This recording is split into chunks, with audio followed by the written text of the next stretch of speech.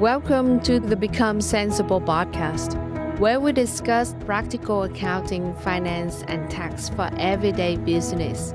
I'm your host, Fiona, and I'm here to show you that no matter what your business financial situation is, you can change it.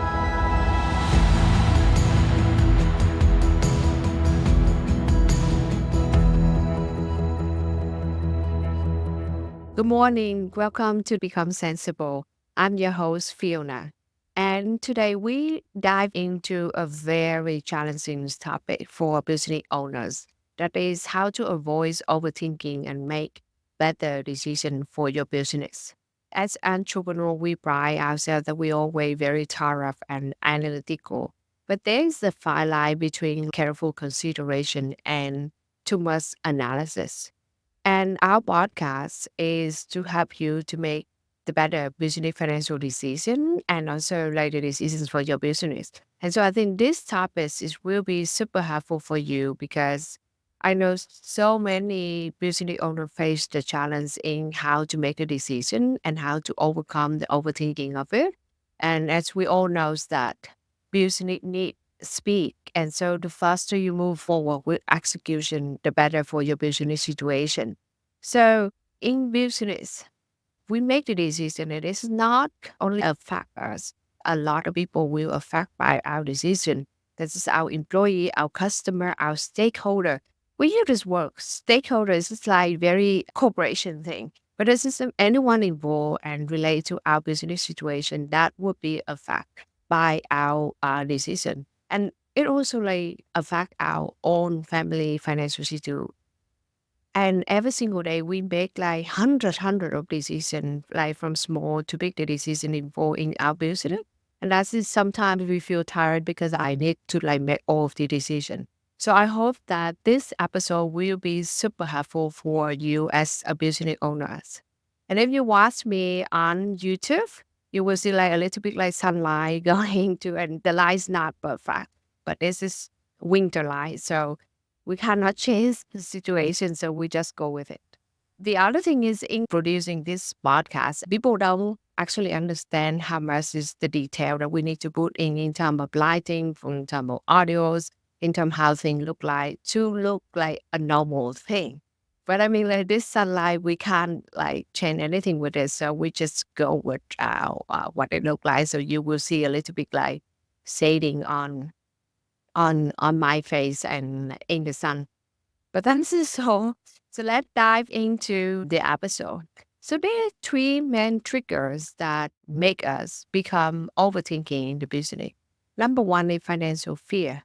This is probably the biggest one because we constantly ask ourselves whether we will make the return on investment if we move forward with this solution. Will we be able to make the payroll next month? Should I take the loan? And this is not like an abstract at all because it's a fact. Only us, but anyone around us. And sometimes it feel like one decision will forever change our business situation too. So it's real consequences go with our decision. Number two is uncertainty.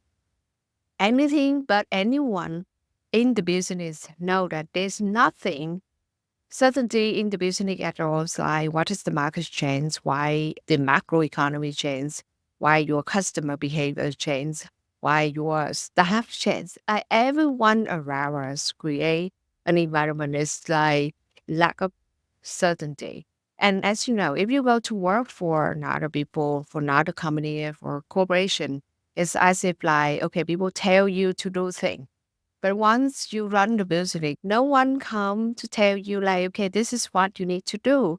And no one come to like track the result of the work that you do. This is on you. And there's so much of uncertainty go around with the thing that we don't know. And also like because the markets and the nature of the business too, that make us feel so much uncertainty. And if we put us in the what if scenario like nonstop, like, okay, what if I do this? What if I don't do that? It's just nonstop. And I mean, like, if you're sitting there for days just to play what if, you probably like feel all of that time with a what if scenario. Number three is the leadership. self-doubt. And I mean, like, we all have a self-doubt because we understand that we are not perfect. And we know that there's the thing that we don't know. And so we have a confidence to run the business. But there's certain thing that we never actually encountered before. And the self-doubt will really like trigger in those situations because we don't know whether actually we can make the right decision. Because like a new innovation into the markets or like a disruptive industry, some certain event that we haven't never like encountered before, that will trigger us into the totally self-doubt. And this is very understandable. So, what should we do in this situation? So, here's how we deal with it and how to overcome the overthinkings and make the decision and at least move forward in one way or another. Number one is first, implement a decision making framework. So, basically, I agree. In one, this the saying that you will rise up to the amount of your preparation. It means like in the critical situation, you not gonna be like become like rise above the what you already prepare. Of course, some people just become like superior performance in a very critical situation. But if that's not you, and most of us is not that way, then have a decision framework upfront. So you need to know like what is the process of you to make the decision that you feel safe, reliable, that based on historical that you feel confident with. At least you need to know that framework. And what will help you to do that, number one, bring the problem that you face into the first principle. What does mean? It's mean like to break it down into the most simple way that everyone can understand. If you can explain the problem to anyone that don't know the technical thing of it or don't knows the technology go with it, they can understand it. Like for example, if you have a new product to launch, how you can explain about that products into be like this simple ways that anyone listen to it, anyone in your team listen to it, anyone never know about the product before can understand it into like two, three bullet point. Like if you have something that's prepared to launch or like products or a problem, and you have like pages to explain that product, you already fail because it's not gonna be like easy understand and simple because if it's make people simple to understand when you make the decision it go to the basic of the core thing is number one. Number two, that also have anyone on your team that involved into that process will be easy to follow that process. The more complicated thing, the worse the process of make the decision and also how to execute it, to make it to be the most simplest way that you can. Number two, how the cell do you need to make the decision right now? This is very tricky because sometimes when we ask that question, we say, okay, it's not urgent. And so we just delay it. And if it's not urgent, you delay it, eventually it become urgent. So you need to know, okay, what is the timeline of this one? And then later I will talk to you about like how to categorize type of the decision that you need to make. And then once you categorize, okay, you will know like, okay, what is the thing that whether you action right now and how is the process to do that. And then ask yourself, what's are the result that you want to achieve it? For example, if it's a new pricing strategy, is it like you want to increase the profits? Or is it like you want to capture more on the markets? What is the end result of the thing that you try to make the decision? What is the possible outcome? One other thing that we you can always do is do scenario or analysis like, okay, this is based on this kind of data. It will have like three types of the outcome that we will coming in. The worst case scenario, the best case scenario, the most likely scenario. At least have a three scenario on the table so that you can like compare and make the decision and at least always have the worst case scenario. Because why? Because that's help you to prepare for the plan B or plan C to back up the case that this will fail. And I can tell you this, that anything that we have, the plan, the strategy is strategy until you actually do it. And the result come from doing it will give you more feedback data for you to like change or trust your strategy and plan. And so always have a couple backup plan for the thing that you want to do. And the next question is whether this is a reversible decision. So this brings us into the decision we call like one-way decisions or two-way decision. One-way decision is like a major structure change that cannot be undone or like it's take a lot of time and cost to actually undone the decision that you have. This may be like launch a new innovative product into the market that's maybe like go public, go IPO. I mean, like there's so many companies that actually go IPO and then they go private after that. But it's take a lot of time, cost a lot of money to do it. So it's just like a lot of effort and need your more like consideration. And the other one is like liquidating your business. Of course, because there's some people sell the business and buy back the business later in the year. But of course, time and effort and how much it costs for you to do it. Then the other one is like two-way decision. It means that it can change. You can update it, and it's more like operational strategy. For example, pricing strategy, a product launch strategy, or like hire someone, like changing the supplier, changing your organizational structure, internal team. Those can change easier than like the other one-way decision. And then finally, ask yourself what type of information that you have. What type of the decision is that, and what's the information that you have? Is this you have enough data to back up for your decision? The number one is the decision framework. Number two is the deadline. Give yourself a deadline. How long you have to make the decision?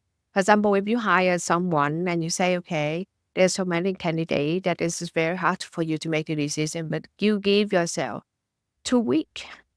And by that time, you need to make the decision and move on.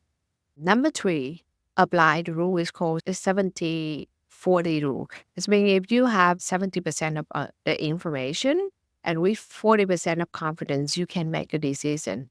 But I normally do like 70, 75. If I have a 70% of the information and 75% of confidence, it's maybe more accountant background that made me to be a little bit more careful in the way that make the decision. But some people use 740 rule. I use 70-75 rule. It's mean that if I feel that this information give me 75% of confidence, and that is more like said in terms of statistics, like 75% of confidence to do the thing, I would move forward with the decision. So find the rule that work for you. But end of the day, we will never actually have a 100% of information and 100% of confidence towards our decision because the perfect situation might never come. And if we wait for that perfect decision, time and information, we may lose the chance forever. Like there's certain the product that if they launch onto the market late, the competition is fierce and people like basically lose the ability to win on the market. So that's need to be like considered and take into account when you make the decision. The other thing is people use the like two column method. So number one is on this 70-40 rule, on one column, they say, okay, this is what information that I have. The other column, they say, this is what I can control. And once you list all of this, you feel like the information and the thing that is from more abstract to become like more clear in logical way to make a decision. And I tell you, there's some certain decision is hard. Even you have all the information to back up your decision, it's still hard decision. And for example, like massive layoff or like cut your team into a half because there's the people that who work with you for a long time and you have that relationship and you know that you want to save them. But because the data and the situation is very hard for you to go other way, then make that decision. Even logically, it still feel hard. And it's not going to be like an easy decision at all, regardless how people say it. So in those situations that the company missions and the company long term will need to be like put in the position first before other things. And I hope that you never need to face those decisions very often at all. And this is why the thing is, if we can predict and prepare along the way when we grow the business, we will try the best to avoid the situation that you need to have like cut your workforce in half. So let's talk about some real life practical scenario. If you launch a new product, overthink every possible outcome, set up a small test launch of your product, and then collect the data because sometimes you don't have enough the data on the market research before you launch the product. So you need to test this out and get the information from that. And you can change the detailed design of the products based on the feedback. I remember in one of the book is I read 4 years ago, and it talk about like the Google inside Google. There's some of like incubator that they have like stock up to like raise their ideas and build a business and some all that. And normally what they do is like want to test, they take all of the key people on that project and put in a separate project. And they want to build all of these in like 1 week. They just focus on that one thing and get that one product coming out to the market for testing it. And this is like in 1 week, they have the result, the feedback. And after that, based on the information, they change the desire, change all the feature that need to be changed. So after that, they launch the new product coming out.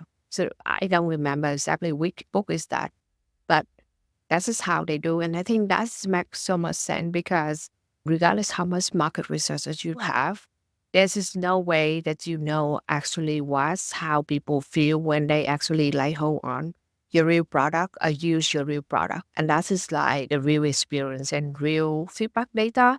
So maybe that is the way to do. Or you face the decision like hiring someone, and instead of endless wondering whether people or this person is perfect fit for the position, you maybe have the test project for them to do it, or like you have a probation period. This overturn thinking into like actually testing it. Or if you have a like pricing strategy, instead of like analyzing pricing forever, test different price point with like smaller customer segment. And from that, you make the decision based on the information that you get from customer. And so you remember that like as business owner, our job is not to be perfect. It's to be decisive and adaptive. Every successful business know that you make a plenty of mistake, but they move quickly, how resilient, how adaptive to correct the decision. And then I want to talk about the framework called Scientific Framework from Harvard Business School, and I read like a couple years ago. And they break it down type of the decision into like 5 categories. Number one is simple decision. It's just day-to-day operation joy. Like think about like pricing adjustment based on clear market data or like standard customer service response. The relationship between cause and effect is like show up in this type of decision. So if you overthinking this, you waste a lot of your time and mental. So just basically based on that data respond and that's it. It's simple thing. The second category is complicated decision. This needs some kind of like expertise in that areas and maybe like technical product improvement, market expansions. So get the data, analyze the data, and then make the decision based on the data and based on the expert that give you the information or their advice. Number three is complex decision. That's is, I think, like where many business owners and entrepreneurs stuck the most. This is like launching a new innovative market product into the markets or address to the market disruption. You can't predict the outcome of the decision because there's enough information available. There's not enough data available for you to make the decision. So in this situation, you run an experience, test it, and then get the feedback from that, and then adapt your strategy and move forward from that. Number four is this chaotic decision, like suddenly market crash, like in 2008, stock market crash. This is like supply chains disruption. This is like a lot of us will face the situation that is overthinking, but this overthinking over here will be your enemy. So first is like stabilize it, like put it into the basic. What is the first basic thing, foundation to stabilize this? Do that thing, and then assess the situation, and then adapt. With more information coming in, you adapt as is you go. And finally, is the situation is called disorder. Gather information and then categorize it into the very like proper situation. So the practical actionable plan for you is number one, is this simple? Is this the best practice? Number two, if this is complicated, seek the experts and get the data. Number four, if it's complex, use an experience. Number five, if this is chaotic, act first, analyze the result, and then adjust your strategy. And in all of this, in terms of this episode, we can combine it in together. Number one is identify what is the trigger that put you into the situation. Number two is what type of result that you want come from this decision. Number three is set a deadline for the current situation. Number four, categorize what type of decision that you are actually in. Number five is use the first principle. Bring everything to be very simple, and then use the two-column methods for for every big decision. And finally, start choosing like 70-40 rule. I use 70-75 rule. But what is the thing that make you comfortable and confident? Like how much is the confidence that you feel that normally create the result in terms of the best decision that you make for your business or your life? And I think like financial fear, the market's uncertainties, the leadership, self-doubt all become more like manageable when you understand like the situation better. And end of the day, if you have the process and the decision framework, and you walk through that process and the framework every single time, I'm confident that, of course, in this chaotic situation or like a disorder situation, there's nothing that we can say upfront guarantee that thing will work the way that we want. But because we have the framework and we know what is the foundation of the framework, the thing that brings us to be into the foundation, to the core, to the basics, it's always help you to cover the basic thing in the chaotic situation. And then from there, you get more information that you trust and you change. And with the support like expertise and the people give you the advice, you can move forward. But end of the day, don't sit on a decision for weeks, for months, and for years. Because sometimes once you have a decision, the market's already changed. And sometimes it's never can happen on the markets at all because it's too late. So I know decision look very much abstract. But once you go through this process and make sure that this is you understand the foundation and the category and the framework that you walk through every time you face the decision, I hope this help you to make better decision for your business situation. And, data and financial data, any data is always super helpful to like help you to have the different perspective and have the logical thing to back up to your decision. And I hope that this super helpful for you as a business owner in your entrepreneurial journeys. Please give us feedback, ask us questions, and subscribe to our podcast. Thank you so much for your time today, and I'm looking forward to see you in the next episode.